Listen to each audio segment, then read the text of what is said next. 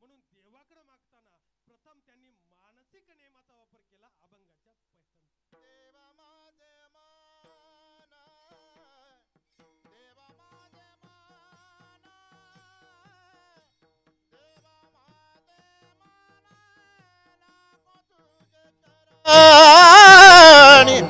देवा माझे मान, देवा माझे मान,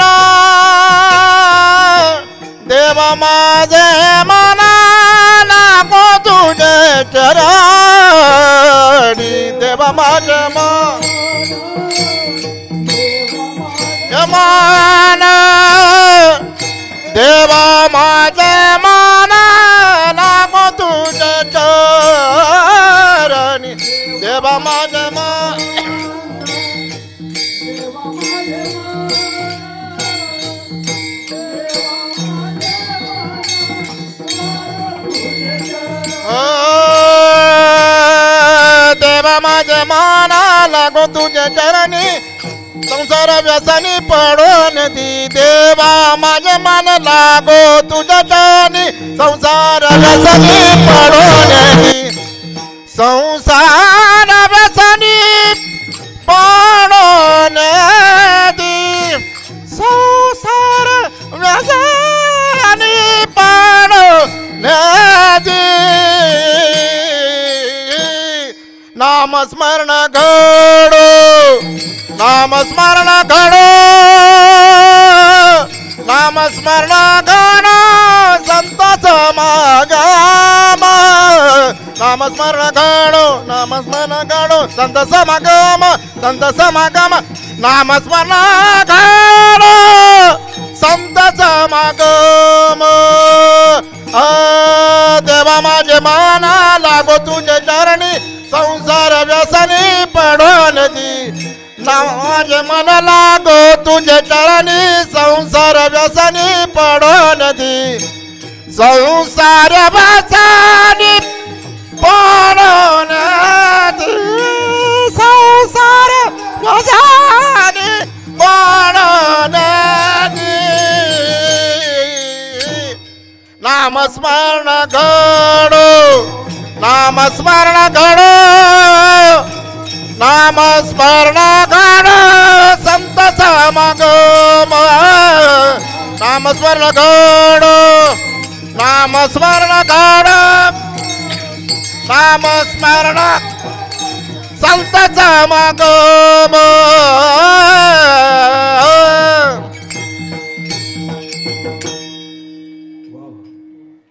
देवा माझे मन, लागो तुझे चरणी.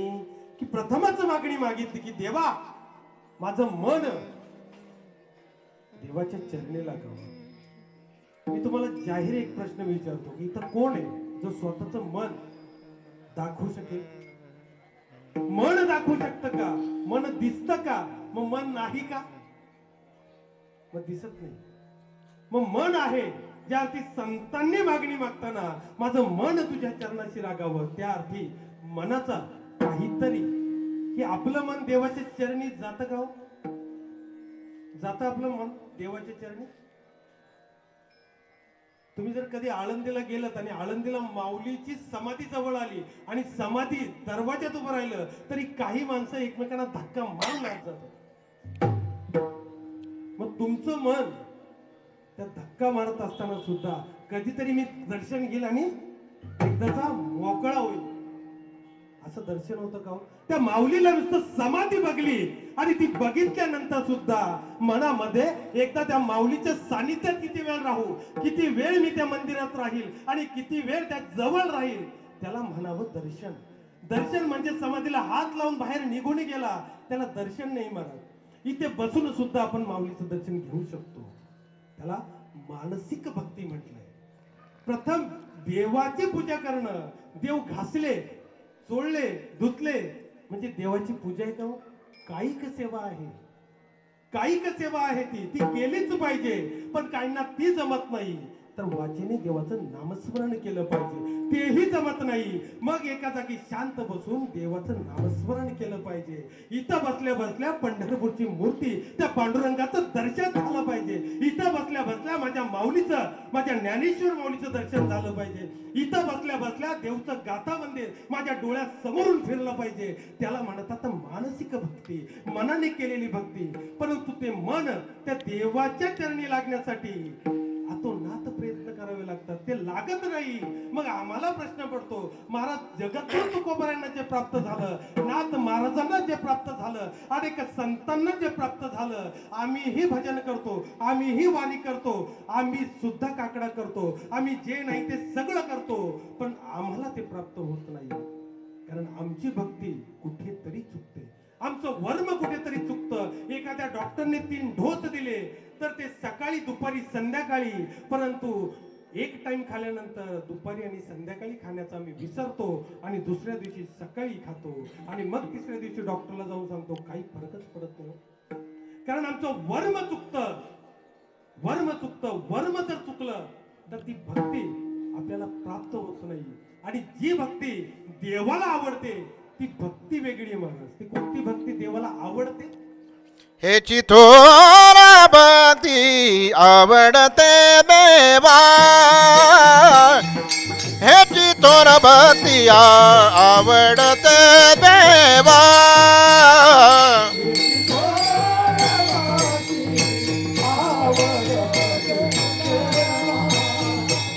थोर भक्ती आवडते देवा. संकल्पावी माया संसाराची, संकल्पावी माया संसाराची, ठेविले अनंत दैसेची राहावे, ठेविले अनंत दैसेची राहावे. पावी माया संसाराची, संकल्पावी माया संसाराची, ठेविले आनंद दैसेची राहावे, ठेविले आनंद दैसेची राहावे.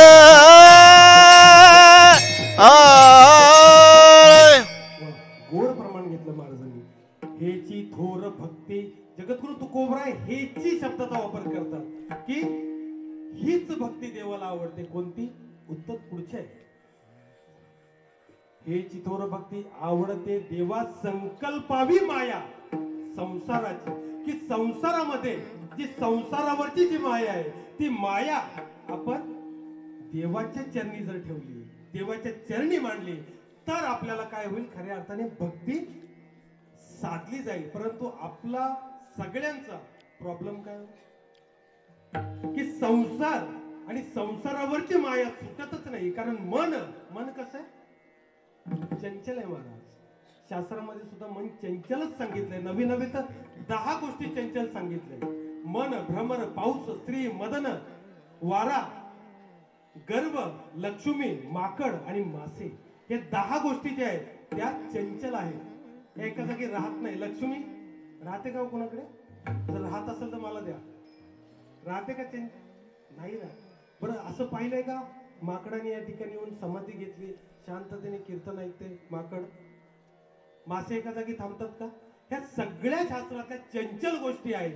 आणि आपण एखादा आपण काही कोणाचं वाईट केलं नाही, आपलं काय देव वाईट करणार? आपलं मन कसं आहे? शुद्ध आहे. साप खोट आहे. हे साप खोट आहे. कारण माणसाचं मन शुद्ध होण्यासाठी त्याच्या मनावरील 3 विकार जावे लागतात. मल दोष, विक्षेप दोष आणि आवरण दोष, या 3 गोष्टी जर मनाच्या दूर झाल्या तर खऱ्या अर्थाने त्याचं मन शुद्ध होतं. आणि असं मन भगवंताच्या चरणी लीन होऊ शकतं. परंतु ते सहजासहजी शक्य नाही. मल दोष जाण्यासाठी भक्ती शिवाय तो जात नाही. विक्षेप दोष आहे. विक्षेप दोष म्हणजे मनाची चंचलता, ती वैराग्याशिवाय जात नाही. आणि आवरण दोष म्हणजे मनाचा असणारा अज्ञान रूपी पडदा, तो ज्ञानाशिवाय जात नाही. या 3ही दोष आपले गेले नाही तर त्याचं मन शुद्ध होऊ शकत नाही. त्याने किती तुका म्हणे चित्त करावे निर्मळ, येऊन या गोपाळाला आहे तेथे, की चित्त शुद्ध झाल्याशिवाय त्या ठिकाणी तो गोपाळ येऊ शकत नाही. आणि म्हणून नाथ महाराजांनी पहिलाच देवाला आळवणी केली, महाराज देवाकडे मागणी मागितली. कारण देव हा शब्द देवाच्या अंतर्गत काय येतो? आपण ज्याच्या अंतर्गत सप्ताह केलाय तो गणेश. गणेश म्हणजे गाणपत्य भक्त. विष्णूचे आहेत त्यांना आपण वैष्णव म्हणतो. शंकराचे भक्त आहेत त्यांना शैव म्हणतो. जे शक्ती आहे त्यांना शाक्य म्हणतो. या 5 गोष्टी आपण पाहिल्या तर देव या संज्ञेच्या अंतर्गत या 5 गोष्टी येतात. याच्याशिवाय आपण काय सांगतो? 33 कोटी देवता. मग 12 आदित्य, 11 रुद्र, अष्टवसु आणि 2 अश्विन कुमार या 33 कोटी देवता देव या शब्दाच्या अंतर्गत येतात. अगदी भगवत गीतेत गेलं तरी सुद्धा भगवंत सुद्धा सांगतात देव द्विज गुरु प्राज्ञ पूजनम शौचम मार्जव ब्रह्मचर्य महिंसाच शारीरम तप उच्यते. की ह्या ज्या गोष्टी आहेत त्या कशासाठी येतो? शरीराच्या तपासाठी आहेत. कोणत्या? आई वडील, देव, ब्राह्मण, प्राज्ञ, गुरु हे जे आहेत या देवाचं शरीराचं पूजन करण्याचे आहेत या शुद्ध होण्यासाठी. कारण आई वडिलांचा विचार केला तर आई वडिलांसारखं दैवत नाही महाराज. ज्यांना देवरातील देव पुजता येत नाही, ज्यांना आळंदीला जाऊन देवाचं दर्शन घेता येत नाही, पंढरपूरचं दर्शन घेता येत नाही, त्यांनी घरातले चालते बोलते देव आहेत ना त्यांचं दर्शन घ्या रोज. यांचं जरी दर्शन घेतलं तरी आयुष्यात खूप काही केल्याचं समाधान आहे महाराज. एकदा आयुष्यातून हे निघून गेले ना तर परत भेटत नाही बरं का. परत भेटत नाही. फक्त स्मरण राहतं, आठवण राहते. शरीराची होय माती कोणी नाही ते सांगा. पुन्हा ते भेटत नाही. म्हणून त्यांचं जोपर्यंत आहे तोपर्यंत सेवा करा. एकदा गेल्यानंतर पुन्हा नाही. म्हणून शरीराने याच तप करावं महाराज. वाचेने बोलावं, वाचेने देवाचं नामस्मरण करावं. म्हणून देव या शब्दाची व्याप्ती भगवंताने सुद्धा भगवद्गीतेत सांगितली की देवाच्या अंतर्गत काही काही येतं. मग याच देवाकडे जर मनापासून मागणी केली, काय मागणी केली? देवा माझे मन लागो तुझे चरणी. पण पुढे सांगतात संसार व्यसनी पडू नको. कारण का? आम्हाला जे व्यसन जडले ते कसलं जडले हो? संसाराचं व्यसन जडले. आपण जी कृती करतो ती संसारासाठीच करतो. परमार्थाचं व्यसन आम्हाला नाही. पण संतांना जे व्यसन जडलं ते व्यसन जडलं परमार्थाचं, देवाच्या चरणी लागण्याचं. संतांना व्यसन जडलं, परंतु आम्हाला व्यसन जडलं ते संसाराचं. कारण संसारासाठी हा देह कशासाठी आहे? संसार कुणासाठी आहे? देहासाठी आहे. बरोबर आहे. आणि देह संसारासाठी आहे का?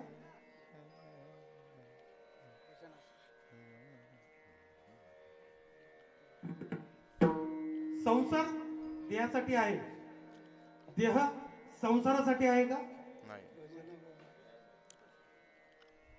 देवी दिला देह भजना गोमटा. पण संसार जर परमार्थात आपण राहतो आणि मनात काय असतो? संसार. मनात संसार असतो. आपण चुकतं काय मी ते सांगतोय तुम्हाला. मलाही त्याच्यात घ्या असं काही नाही. तुम्हाला सांगतोय मी असं नाही. मलाही त्याच्यात घ्या. आपण परमार्थात राहतो परंतु असतो कुठे? संसारात. हे आपलं चुकतं. आपण संसारात राहतो पण ज्या दिवशी आपण परमार्थात राहू ना त्या दिवशी खऱ्या अर्थाने आपला परमार्थ घडला. आपण संसारात राहतो आणि परमार्थात राहून कोणत्याही गोष्टी करा. तुम्ही मृदुंग वाजवा, गायन करा, कीर्तन करा, परमार्थात राहताय आणि गोष्टी संसारासाठी करताय ना तर तो तुमचा परमार्थ नाही, तो तुमचा संसारच आहे, परमार्थ नाही. म्हणून नाथ महाराज या ठिकाणी विचारपूर्वक सांगतात. कारण नाथ महाराजांच्या जर आयुष्याचा उलगडा केला तर लहानपणी भानुदास महाराजांचे चिरंजीव चक्रपाणींच्या पोटी जन्माला आले ते सूर्यनारायण. त्यांची पत्नी रुक्मिणी यांच्या पोटी एकनाथ महाराज जन्माला आले. जन्मताच त्यांना विष्णू अवतार म्हणायचे. त्यांनी लहानपणीच जनार्दन स्वामींची कीर्ती ऐकली आणि त्यांची कीर्ती ऐकल्यानंतर थेट न विचारता त्यांना जाऊन भेटले. देवगिरी किल्ल्याचे त्यावेळेस ते किल्लेदार होते. त्यांच्याकडे सगळा हिशोब होता. त्यांच्या चरणी मस्तक ठेवून नाथ महाराजांनी त्यांच्याकडे सेवा केली. अत्यंत सुजन असा हा मुलगा. त्याची सेवा पाहून जनार्दन स्वामी त्यांच्यावर बेहद खुश झाले. त्यांनी त्यांच्या आई वडिलांची व्यवस्था करून त्यांना सुंदर असं शिक्षण दिलं. असा शिष्य भेटला. कालांतराने त्यांच्याकडे गडाचा हिशोब दिला. एक नाथ महाराजांकडे हिशोब दिल्यानंतर एक दिवशी नाथ महाराज हिशोब करत होते. पण ते हिशोब कसे करायचे हो? दिवसभर गुरुची सेवा करायचे आणि रात्री तो हिशोब करायचे. नाथ महाराज हिशोब करायचे. एक दिवशी हिशोब करताना त्यांच्याकडून एक चूक झाली की थोडासा पैशामध्ये घोळ झाला आणि तो घोळ निस्तरण्यासाठी ते प्रयत्न करत होते, विचार करत होते, डोळे फोडून तो हिशोब करत होते. आणि असं करता करता करता करता त्यांचा हिशोब व्यवस्थित लागला आणि व्यवस्थित हिशोब लागला म्हणून नाथ महाराजांनी अशी टाळी वाजवली. नाथ महाराजांनी टाळी वाजवली. हे सगळं कृत्य त्यांच्या मागे त्यांचे गुरु जनार्दन स्वामींनी पाहिलं. आणि जनार्दन स्वामींनी पाहिलं आणि नाथ महाराजांना विचारलं, नाथा अरे काय झालं, टाळी का वाजवली? त्यावेळेस नाथ महाराजांनी सांगितलं, गुरुजी थोडासा घोळ झाला होता पण व्यवस्थित झालं, मला आनंद झाला म्हणून टाळी वाजवली. एवढं ऐकलं आणि जनार्दन स्वामींनी नाथ महाराजांना एका गुरुने उपदेश करावा तसा उपदेश केला की नाथा, तू हिशोब करत असताना पैशासाठी जसं मन अर्पण करून करत होतास, जेवढं मन तू त्या ठिकाणी लावलं होतं तेवढंच मन आता तू भगवंताच्या भक्तीसाठी लाव आणि तेवढंच मन त्या भगवंताच्या चरणी अर्पण कर. म्हणून तुला आज मी रामकृष्ण हा मंत्राची दीक्षा देत आहे. आणि त्या दिवसापासून नाथ महाराजांना थोड्याच दिवसांनी सांगितले की नाथा, आता या ठिकाणी नाही राहायचं, गृहस्थाश्रम स्वीकारायचा आणि पैठणला जाऊन उर्वरित कार्य पार करायचं. त्याच्यानंतर नाथ महाराजांनी पैठणला येऊन गृहस्थाश्रम स्वीकारला आणि पुढील कार्य केलं. परंतु ह्या आयुष्याचा उलगडा केला आणि त्याचा संबंध जर अभंगाशी लावला तर मात्र आपलं कोडं अभंगाचं या ठिकाणी सुटतं की भगवंताकडे देवाने पहिली मागणी का मागितली की देवा, माझे मन लागो तुझे चरणी. कारण गुरुनी सांगितलं महाराज.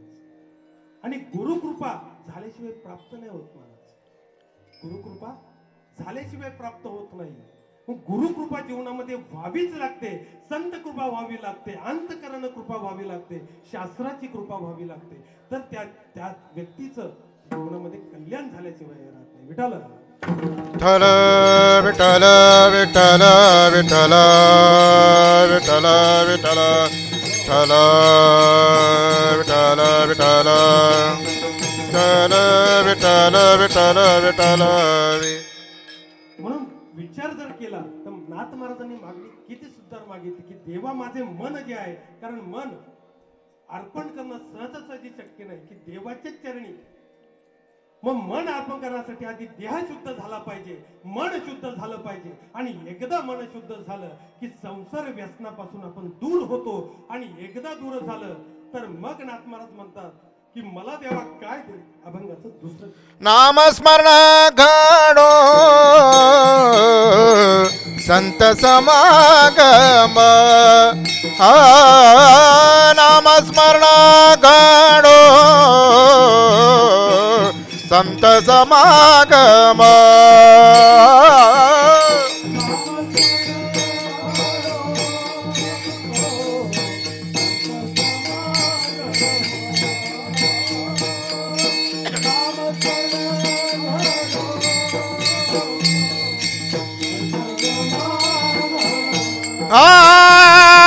वाहुगाची भ्रमा, वाहुगाची भ्रम नको देवा.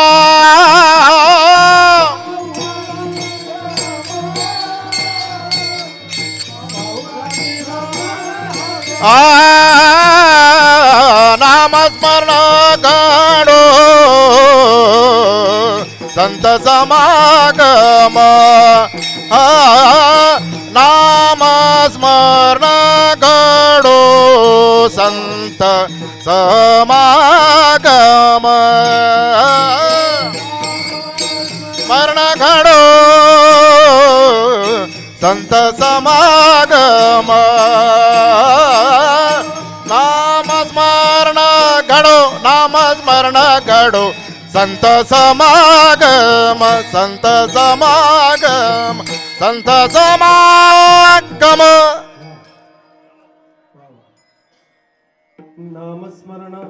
घडो संत समागम. नाथ महाराजांनी पहिली मागणी मागितली, देवा तुझ्या चरणी मन अर्पण करावं, संसार व्यसनी पडू नये. आणि दुसरी मागणी मागितली नाम स्मरण. नाथ महाराजांना फक्त नाम मुखी यावं एवढं सुद्धा मागता आलं असं नव्हतं, पण नामला स्मरण हा शब्द नाथ महाराजांनी का जोडला असावा? कारण एकदा तुम्ही जर नाम घेतलं तर मनात दुसरा विचार आल्यानंतर पहिलं नाम घेतलेलं काय होतं? आपण अनेकांना पूजा करताना बघतो घरामध्ये, बरोबर आहे ना? पूजा इकडे करत असतात पण लक्ष आत असत.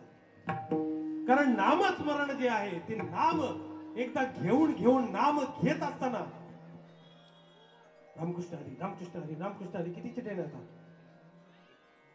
लक्ष कुठे हो? मनामध्ये नामस्मरण चालू असताना महाराज अशी ब्रह्मानंदी टाळी लागली पाहिजे की ज्ञानदेव मौन जपमाळ अंतरी धरुणी श्रीहरी जपेस.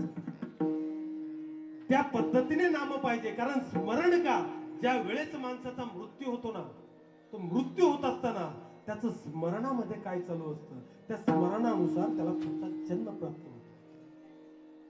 माऊली सुद्धा सांगतात ना, मने वाचा करणी जयाची भजने देवाची या बहानी, ते शरीरे जाती एक क्षणी देवाची झाली. ती शरीरे जाती एक क्षणी देवच होता महाराज. स्मरणात देव असेल पण आयुष्यभर जर कुटाळ्याच केल्या असतील तर स्मरणामध्ये देव येईल का? कारण सहजासहजी एखादा म्हणतो ना महाराज, मरताना आलं पाहिजे ना नाम स्मरण, त्यावेळची गोष्ट आहे ना, तेव्हा बघू. होतं का हो? नाही ना महाराज. 9:30 वाजले, कीर्तनाला सुरुवात नाही झाली अजून, म्हणून महाराज बसले निवांत. जेव्हा सुरू होईल तेव्हा येऊ, पण सुरू झालं ते ऐकायला आलंच नाही आवाज, त्याच्यामुळे 5 मिनिटं उशिरा झाली. तसं नामस्मरण घेत असताना लक्ष पाहिजे महाराज, आपलं ध्यान तिथं पाहिजे, मन भगवंताच्या चरणी अर्पण पाहिजे, मन शुद्ध पाहिजे. कारण नाम घेतल्याने अनेक फायदे होतात. मग नामाच्या चिंतने 12 वाटा विघ्न राहत नाही. म्हणून नाम गरजेचं आहे आणि त्याचं स्मरणही गरजेचं आहे. आणि त्याही पुढे महत्वाचं म्हणजे काय? संत समागम. नाथ महाराज मागतात संत समागम व्हावा. संत समागम सहजासहजी शक्य आहे का? कारण 3 गोष्टी माणसाला दुर्लभ आहे. 3 गोष्टी. एक म्हणजे मनुष्य देह, दुसरं मुमुक्षत्व आणि तिसरं म्हणजे संतांची संगत. विठ्ठल विठ्ठल विठ्ठल विठ्ठल विठ्ठल विठ्ठल विठ्ठल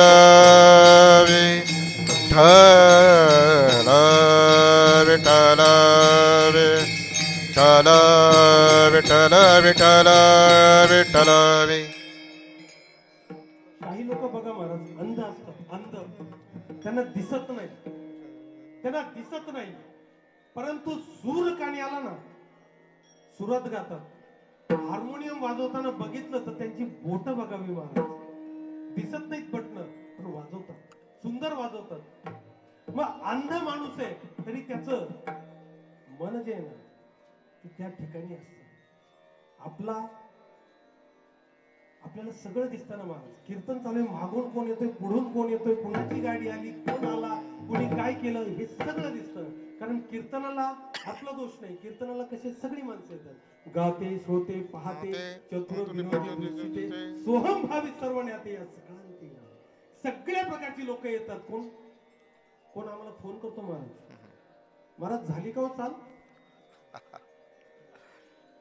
म्हणजे काहींना फक्त श्रवण आवडतं, ती चाल आवडत नाही. चाल झाल्यानंतर येणार महाराज, अशी लोक आहेत.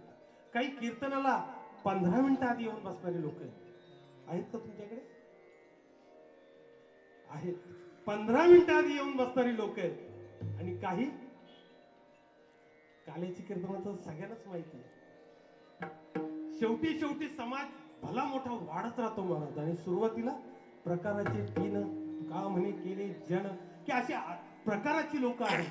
आणि ह्या प्रकारच्या लोकांमध्ये नाथ महाराज मागणी मागताना म्हणतात की नामस्मरण, कारण मन एखादा अंध असेल, अक्रूर सगळ्यांना माहिती आहे, अक्रूर अक्रूर आणि सत्यभामा एक दिवशी सत्यभामेला म्हणजे कृष्णाची जी पत्नी आहे सत्यभामा, तिला भेटण्यासाठी एकदा अक्रूर त्यांच्या राजमहालात गेले आणि राजमहालात गेल्यानंतर त्यांचं काय, सत्यभामेने आदर सत्कार केला, महाराज सत्कार केला, पण दुःखित अंतकरणाने अक्रूराला काही विनंती केली की श्रीकृष्ण भगवान किती दिवस झाले मला भेटायला आले नाहीये, 16 सहस्र पत्नी आहेत परंतु त्यांनाही भेटायला जात नाही, मला भेटायला जात नाही, पण तो श्रीकृष्ण त्या रुक्मिणीच्या जवळ असतो, रुक्मिणीला भेटायला जातो, मला कधी भेटायला येणार, जर तो श्रीकृष्ण मला भेटायला नाही आला ना तर मी सत्यभामा प्राण देईल, मी प्राण देईल.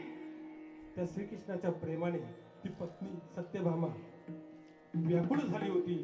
अक्रूराने ती विनवणी समजली त्याला आणि त्याने विचार केला की त्या श्रीकृष्णाला इथं आणण्यासाठी तरी काय करायचं, पण मी जर काही केलं नाही तर श्रीकृष्ण भगवान मला काहीतरी बोलल्याशिवाय राहणार नाही, तेव्हा काय करायचं.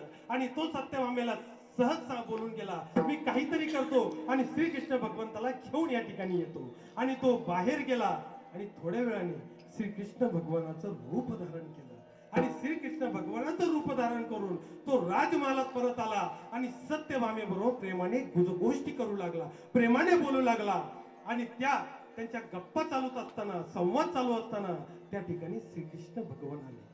श्रीकृष्ण भगवंतांनी आले आणि जसं त्या दोघांना गप्पा मारताना पाहिलं, अक्रूराने माझा वेश धारण केला म्हणून त्याच ठिकाणी दोघांनाही शाप दिला की पुढच्या जन्मात अक्रूरा तू अंध होशील आणि सत्यभामा ही तुझी दासी होईल. जसा शाप दिला तसा अक्रूराने हात जोडले, देवा अरे का शाप देतोस, मी का हे केलंय वर्तन हे तुलाही ज्ञात आहे, तुलाही माहितीये, मी तू या ठिकाणी नसताना केवळ फक्त सत्यभामेला बरं वाटावं म्हणून केलंय, पण देवाने सुद्धा उत्शाप दिला की कल्याणासाठीच तुझा पुढचा जन्म आहे, जा तू अंध होशील आणि अंध झाल्यानंतर एक दिवस तुला सत्यभामेची भेट होईल आणि ज्या दिवशी ती सत्यभामा दासी असताना भेट होईल त्या दिवशी तुम्ही दोघे सुद्धा माझ्यामध्ये विलीन होईल.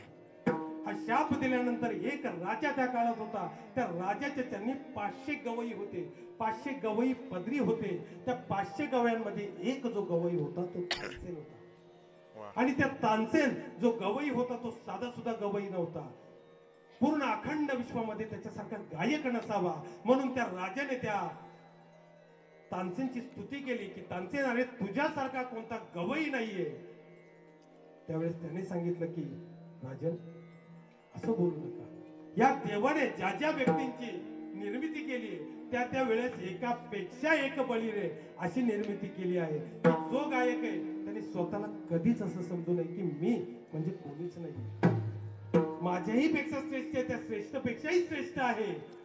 आणि त्याच पद्धतीने राजाने विचारले असं कोण श्रेष्ठ आहे, त्यावेळेस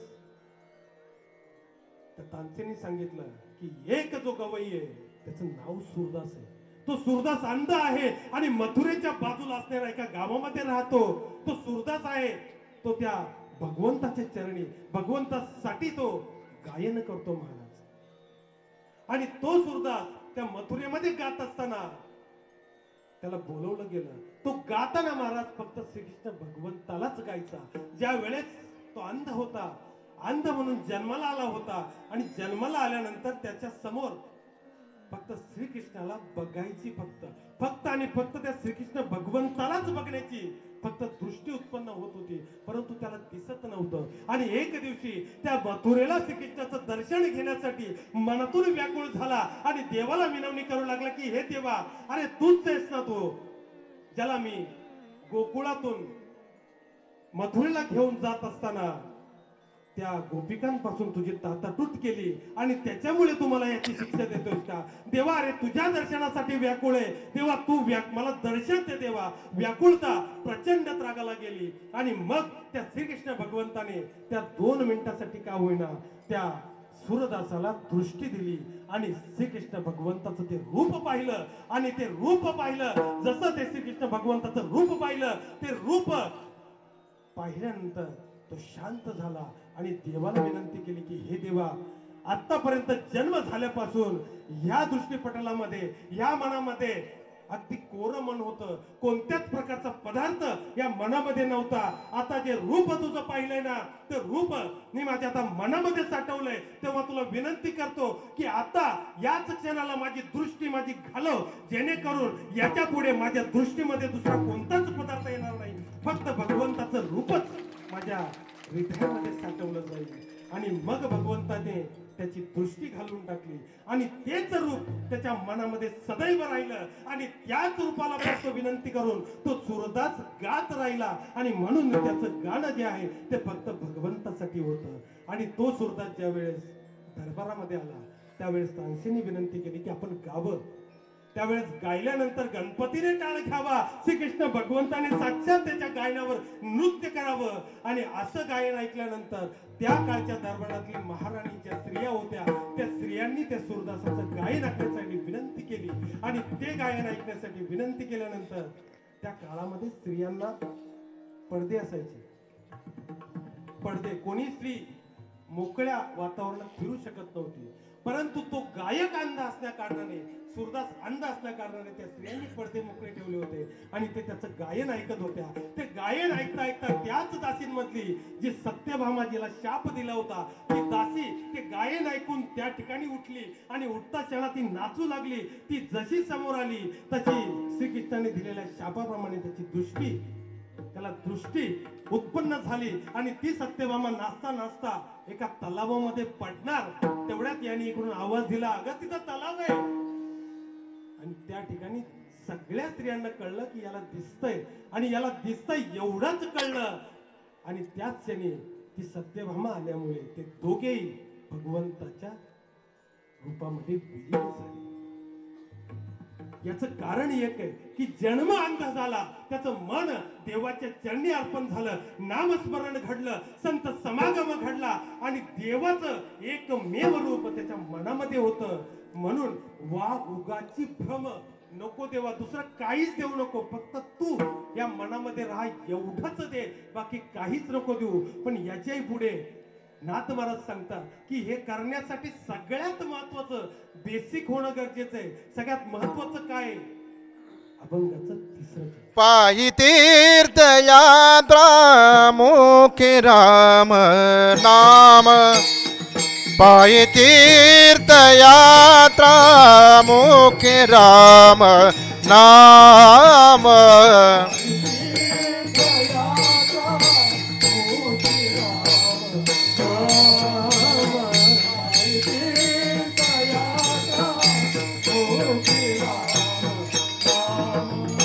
आजी मादाने मासितिने, आजी मादाने मासितिने, आजी मादाने मासितिने. नामस्मरण घडो संत समागम. नामस्मरण घडो संत समागम. आजी मादाने मासितिने, आजी मादाने मासितिने, आजी मादाने मासितिने सितिने. नामस्मरण घडो संत समागम. नामस्मरण घडो संत समागम.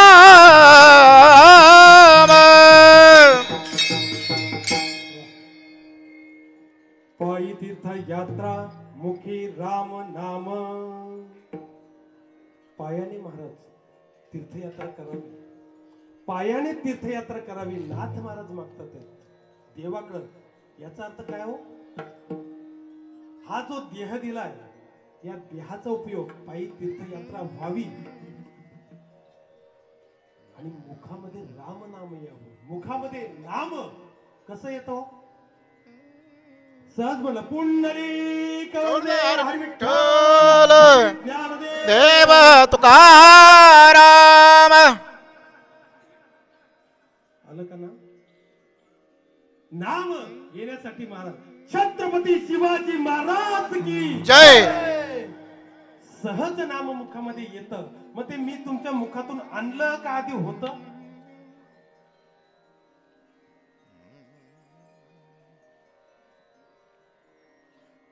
नव्हतं होतं बरोबर नव्हतं नव्हतं म्हणतो मी मग जर नव्हतं तर आलं कसं बाहेर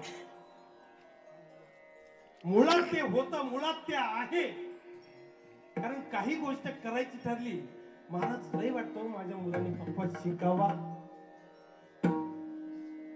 वाटतं त्याने सुद्धा वारीला जावं वाटतं त्याने सुद्धा कीर्तनाला यावं पण तो येत नाही कारण पहिला तू इथे ये पहिला तू इथं ये पहिला तू टाळ हातात घे तू भजन शिक मग तुझ्या पाठीमागे तुझा मुलगा येईल येथे वडील जे जे करीती तया नाम धर्म ठेवीती की आपण पहिलं केलं तर आपल्या मागे संसार मुलं बेसतात ते संस्कार एका दिवसात होत नाही महाराज त्याला सहजता पाहिजे सहज त्याच्यावर ते घडलं पाहिजे जसा एखादा सुंदर गाणारा गुरु त्या गुरुकडून तो शिष्य सहजासहजी त्याच्या हरकती चोरतो सहजासहजी हरकती घेतो ती सहजता येण्यासाठी त्याला त्याचा सहवास पाहिजे ते नामस्मरण घडण्यासाठी मन शुद्ध पाहिजे संत सहवास घडण्यासाठी गुरुची कृपा पाहिजे आणि मग पायी तीर्थयात्रा अहो ज्यांना पाय नाही ज्यांना हात नाही ते सुद्धा तीर्थयात्रा करतात पुराणात जर बघितलं तर असेही संत होऊन गेले ज्याला हात नाही पाय नाही महाराज तरी सुद्धा पंढरपूरच्या दर्शनासाठी संत कुर्मदास निघाले होते वडिलांनी ज्यांना उचलावं आणि वडिलांनी उचलून त्या कीर्तनात आणून ठेवावं की मुलाच्या आदेशानुसार कारण त्याला हात नाही पाय नाही वडिलांनी उचलून आणून ठेवावं आणि मग त्या कुर्मदासांनी कीर्तन ऐकावी परंतु काही दिवसानंतर वडिलांचं निधन व्हावं आणि वडिलांचं निधन झाल्यानंतर वेळ आईवर आली संत भानुदासांचं कीर्तन होतं मंदिरामध्ये आवाज कानावर आला आणि आईला सांगितलं आई मला ते कीर्तनातून देऊन ठेव मला कीर्तनात देऊन ठेव त्या आईने सांगावं अरे बाळा कुर्मदास अरे तू आता 22 वर्षाचा झाला तुला कसं घेऊन जायचं ज्या वयामध्ये मुलांनी आई वडिलांची सेवा करावी त्या वयामध्ये तू आमच्याकडून सेवा करून घेतो कसं न्यायचं तुला तिथपर्यंत आणि किती दिवस तिडकेने आईने त्याला सांगितलं आणि मग त्याला कळलं की आता आईची सेवा आपण नाही करू शकत पण आपली सेवा तिला करून घेणं हा भार आहे म्हणून त्याच तिडकेने त्याने आईला उत्तर दिलं आई बस एकदाच फक्त एकदाच मला घेऊन चल एकदाच परत नाही म्हणणार आहे परत कधीच म्हणणार नाही की मला त्या ठिकाणी कीर्तनात घेऊन चल कीर्तनात त्या आईने नेऊन ठेवलं भानुदासांचं कीर्तन ऐकलं कीर्तनामध्येच सांगितलं की पंढरीच परमात्म्याचं दर्शन कसं होतं पंढरीला जायचंय त्या पंढरीला गेल्यानंतर तो पांडुरंग कसा आहे त्या पांडुरंगाचं वर्णन ऐकलं आणि बस मनात एकच गोष्ट बस आता त्या पांडुरंगाचं दर्शन घ्यायचं कसं घ्यायचं हात नाही पाय नाही दर्शन कसं घ्यायचं लोळत जायचं सरपटत जायचं कसंही जायचं पण जायचं एखादी गोष्ट आयुष्यात करायची ठरली ना तर ती आपण करू शकतो पण करण्यासाठी मग आमची परिस्थिती वाईट आहे परिस्थिती बदला परिस्थिती वाईट आहे तर परिस्थिती बदला ती गोष्ट करून दाखवा तसं कुर्मदासाने मनात आणलं आणि सरपटत जसं जमेल तसं लाकडाच्या ओंडक्याप्रमाणे सरपटत सरपटत एक एक गाव काढत अगदी अनेक जखमा त्या शरीराला झाल्या आणि फक्त पंढरपुरापासून 7 ते 8 किलोमीटर अंतर बाकी असताना त्याच्या शरीरातली ऊर्जा संपली आता जाऊ शकत नाही आणि त्याच ठिकाणी बसून त्या कुर्मदासाने त्या पांडुरंगाला विनंती केली हे पांडुरंगा देवा काय पाप मी मागच्या जन्मी केला असेल म्हणून तुझ्या दर्शनाला मी येऊ शकत नाही मला हात नाही रे मला पाय नाही मला तुला बघायची इच्छा आहे तुझ्या जवळ येण्याची इच्छा आहे देवा तुझ्या चरणाचं दर्शन घ्यायचंय पण मला हात नाही पाय नाही देवा मी तुझ्यापर्यंत येऊ शकत नाही देवा काय करू रे मला तुझ्या जवळ आलोय पण आता हे शरीर साथ देत नाहीये हे शरीराने तुझ्यापर्यंत पोहोचू शकत नाहीये देवा काय करू तेव्हा तुझं दर्शन हवंय देवा तुला एकदा जवळून पाहायचंय आणि जाणाऱ्या येणाऱ्या यात्रेकरूंना तो कुर्मदास ओरडून सांगू लागला की देवा तुम्ही जाताय ना देवा तुम्ही जाताय ना तर माझ्या पांडुरंगाला एक निरोप द्या तुम्ही एकदा हात जोडताना तर त्या दोनदा हात जोडा एक माझा आणि त्या एक पांडुरंगाचा, एक तुमचा आणि एक माझा. चंद्रभागेला जर स्नान करताय तर दोनदा स्नान करा, एक तुमच्यासाठी आणि एक माझ्यासाठी. आणि त्या पांडुरंगाला जाऊन सांगा की तुमचा कुर्मदास तुमच्या दर्शनासाठी आलाय. देवा एकदा दर्शन द्यावं एवढी एकच या पामराची इच्छा आहे. आणि त्या कुर्मदासासाठी त्या देवानं सुद्धा ते गाऱ्हाण ऐकावं, ती विनंती ऐकावी. आणि त्या देवानं आपली जागा सोडून त्या भक्तासाठी त्याच्या जागेवर यावं. ज्या ठिकाणी कुर्मदास होते त्या ठिकाणी देवाने यावं आणि त्या कुर्मदासाला घेऊन त्याचं डोकं स्वतःच्या मांडीवर ठेवावं. आणि देवाने कुर्मदासाला विचारावं, कुर्मदासा अरे काय हवंय तुला? हात देऊ का, पाय देऊ का, तुला काय हवंय? संपत्ती देऊ का, तुला काय हवंय? पण त्या कुर्मदासाने देवाने मागितल्यानंतर, देवाने मागायला सांगितल्यानंतर त्या कुर्मदासाने मागणी सांगावी की देवा मला काहीच नको, मला हात नको रे, मला पाय नको, मला काहीच नको. बस हा प्राण ह्या देहातून जातोय, आता मी प्राण सोडतोय ना तेव्हा हा प्राण जाताना फक्त तू माझ्या समोर असाच राहा, एवढीच एक मागणी माझी. पायी तीर्थयात्रा मुखी राम नाम हाची माझा नेम. दुसरं मला काहीच नको देवा, मला काहीच नको. मला नामस्मरण मुखामध्ये खडू दे, बस माझ्या मुखातून सत्य वाचन येऊ दे. भगवंत सुद्धा बोलतात, अनुद्वेग करम वाक्यम सत्यम प्रिय हितम च यत् स्वाध्यायाभ्यासनम चैव वाङ्मयम तप उच्यते. की भगवंताने सुद्धा गीतेत सांगावं महाराज की सत्य बोलावं. मन कसं असावं? मनः प्रसाद सौम्यत्वम मौन आत्मविनिग्रह भाव संशुती रितेतत् तपोमान समुच्यते. की कसं असावं? भगवंताची वाणी सांगते महाराज की मन कसं असावं, वाणी कशी असावी. मुखी अमृताची वाणी, देह देवाची. या पद्धतीने पायी तीर्थ यात्रा मुखी राम नाम, की मुखामध्ये राम नाम यावं. राम नाम का? रामासारखा देव नाही महाराज, रामासारखा देव नाही, रामासारखा शिष्य नाही, रामासारखा पिता नाही, रामासारखा पुत्र नाही, रामासारखा देव नाही, रामासारखा शिष्य नाही महाराज. राम म्हणता रामची पदी बैसून पदवी केली, म्हणून मुखी राम नाम यावं. म्हणून पायी तीर्थ यात्रा मुखी राम नाम हाची नेम माझा सिद्धी नेई. एकदा सगळ्यांनी हाताची टाळी वाजवायची आणि भगवंताचं नाव स्मरण करायचं. विठोबार कुमार ठोबार कुमार विठोबार कुमार विठोबार कुमार विठोबार कुमार विठोबार कुमार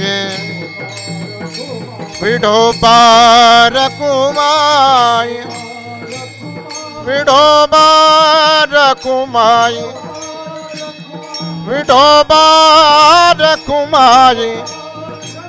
विठोबार कुमार विठोबार कुमार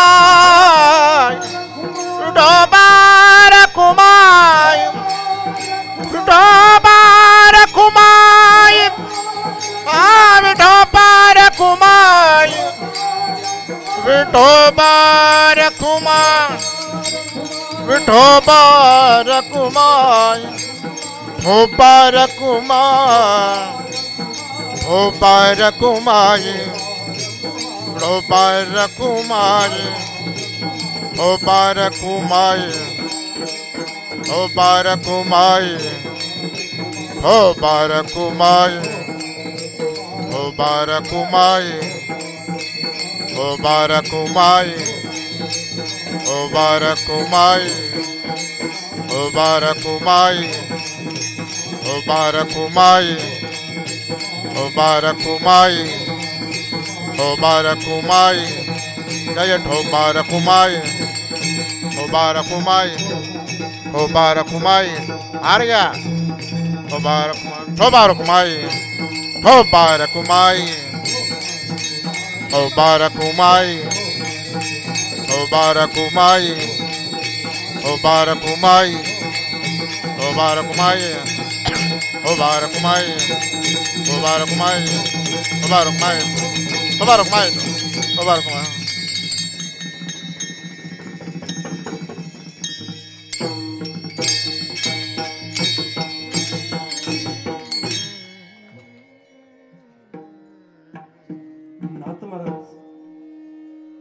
नाथ महाराजांनी काय काय मागितलं? देवाच्या चरणी मन अर्पण असू दे, संसार बाजूला सारू दे देवा, नाम स्मरण घडू दे, संत समागम घडू दे, दुसरा भ्रम मनामध्ये येऊ देऊ नकोस, पायी तीर्थयात्रा व्हावी, मुखी राम नाम व्हावं. आणि पुढे जाऊन सांगतात की याच्या सोडून देवा मला काहीच देऊ नको, बास आता काही नको, अभंगाचं शेवट.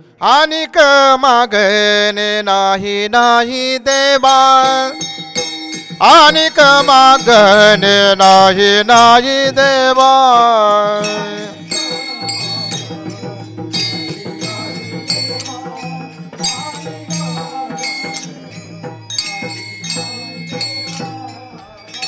एका जनार्दनी सेवा दृढ नेई, एका जनार्दनी सेवा दृढाने नाम स्मरण कडो संत समागम, नाम स्मरण कडो संत समागम. एका जनार्दनी सेवा दृढाने, एका जनार्दनी सेवा दृढाने नामस्मरण घडो संत समागम, नामस्मरण घडो संत समागम. वाऊगाची ब्राह्मण को देवा, देवा देवा.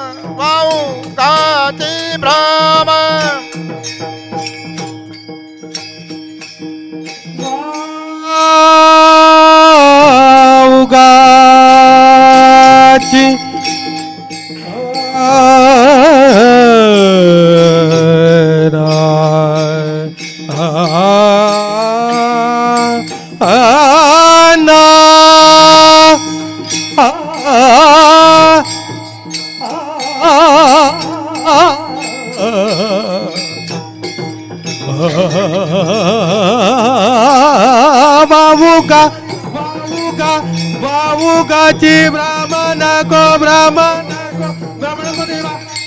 देवा देवा देवा देवा.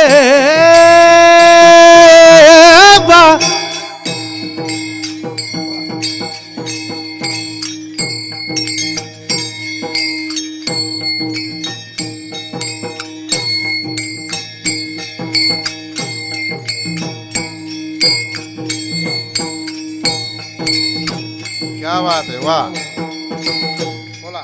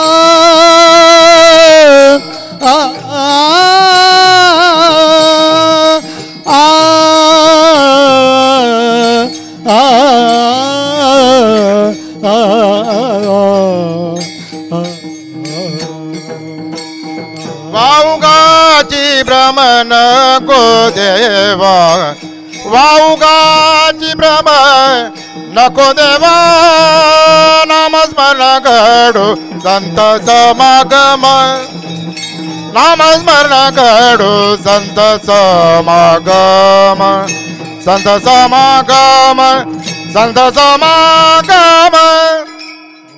एकदा जोरदार टाळ्या वाजवत महाराजांच्या.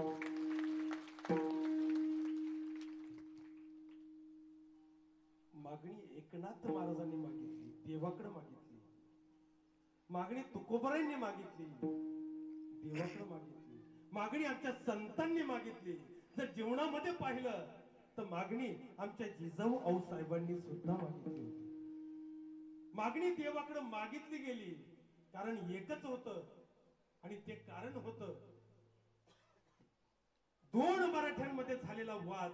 खंडागळे नावाचा कोणता तरी व्यक्तीचा फक्त हत्ती उचलला, एक कारण झालं आणि दोन गोष्टी झाल्या. भोसले आणि जाधवांमध्ये युद्ध झालं. भोसलेंच्या हातून जाधवांचा दत्तोजी जाधव खुद्द जिजाऊ आऊसाहेबांचा भाऊ मारला गेला आणि जाधवांच्या हातून लखोजी जाधवांच्या हातून भोसल्यांचा संभाजी भोसला मारला गेला. दोन मराठ्यांमध्ये झालेलं युद्ध भोसल्यांनी भोसल्यांचं प्रेत घेऊन गेले आणि जाधव जाधवांचं प्रेत घेऊन गेल्या. एका बाजूला जिजाऊ आऊसाहेबांना एका बाजूला दीर होता आणि जिजाऊ आऊसाहेबांच्या एका बाजूला भाऊ होता. रडायचं कुणासाठी? भावासाठी रडायचं की धीरासाठी रडायचं? पण जिजाऊ आऊसाहेब रडत होत्या महाराष्ट्रासाठी. जिजाऊ आऊसाहेब रडत होत्या या महाराष्ट्रातल्या दुःखासाठी. जिजाऊ आऊसाहेब रडत होत्या या महाराष्ट्रातल्या गुलामगिरीसाठी. आणि एकच मागणं त्या शिवाई देवीकडे गेल्या आणि त्या शिवाई देवीला गारण घातलं. त्या शिवाई देवीकडे मागणी मागितली की हे शिवाई देवी, मला असा पुत्र दे जो स्वराज्य उभं करेल. मला असा पुत्र दे जो या समाजातील स्त्रियांचा वाचवेल. मला असा पुत्र दे जो या सह्याद्रीला विजयाचं दिशा दाखवेल. मला असा पुत्र दे जो एक ना एक दिवस ही गुलामगिरी नाहीशी करून या स्वराज्याची मुहूर्तमेढ रोवेल आणि ह्या स्वराज्याचा तख्त फक्त महाराष्ट्रातच नाही तर दिल्लीला सुद्धा हाताळून सोडेल असा पुत्र मला दे. आणि म्हणून 19 फेब्रुवारी 1630 रोजी शिवनेरी किल्ल्यावर छत्रपती शिवरायांचा जन्म झाला. मागणी मागावी तर अशी मागावी, देवाकडे मागणी अशी मागावी. शिवा काशीत ज्या दिवशी गेला स्वराज्यासाठी कामी आला, त्या शिवाजी काशीच्या ज्यावेळी शेवट छत्रपती शिवराय घरी गेले, त्या घरी गेल्यानंतर त्या आईने विचारावं, त्या राजा शिवा काशीतकडे बघावं आणि त्या शिवाजी राजांनी शिवा काशीच्या आईला विचारावं की आई, अहो मागा, तुमचा मुलाचा एवढा दोष होता, तो स्वराज्याच्या कामी आला कारण तो माझ्यासारखा दिसत होता. माझ्यासारखा दिसत होता, एवढाच दोष होता, स्वराज्याच्या कामी आला. तुम्हाला काय हवंय ते माझ्याकडून पुरवलं जाईल, मागा. त्या आईने एकच मागितलं महाराज की राजा, तुमचं सोनं नको, मुद्रा नको, चांदी नको, काहीच नको. द्यायचंय ना तर एक द्या. ज्या वेळेस माझा शिवा कुठेही असू द्या, पण माझा शिवा ज्या वेळेस घरी यायचा ना, तो कधी यायचा? बैल पोळ्याच्या सणाला यायचा. आणि बैल पोळ्याच्या सणाला आल्यानंतर माझा शिवा एकच करायचा की माझ्या हातची केलेली पोळी त्याच्या आईच्या हातची केलेली पोळी खायचा, मनापासून भरभरून खायचा आणि मग उरलेली पोळी तो त्याच्या बैल आणि गाईला स्वतःच्या हाताने भरवायचा. तर राजा, तुम्हाला द्यायचं तर एकच द्या. माझा शिवा राहिला नाही, परंतु बैल पोळ्याच्या सणाला तुम्ही माझ्या घरी यायचं आणि माझ्या हातची केलेली पोळी खायची आणि मग माझ्या शिवाप्रमाणे माझ्या जनावरांना, बैल गाईला ती भरवायची. बस एवढंच.